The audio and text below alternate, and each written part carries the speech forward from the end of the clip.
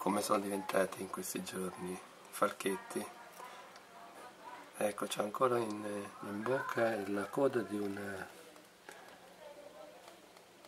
lucertola, gli altri sono lì così, sono tutti un po' sullo spaventato a guardare in questa direzione.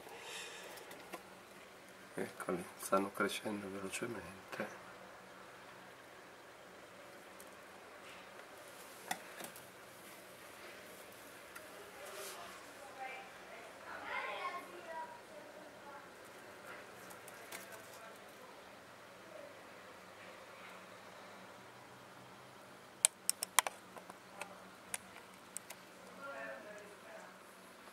Vengono a ripararsi qui sotto dove c'è l'ombra. Le piume stanno cambiando colore,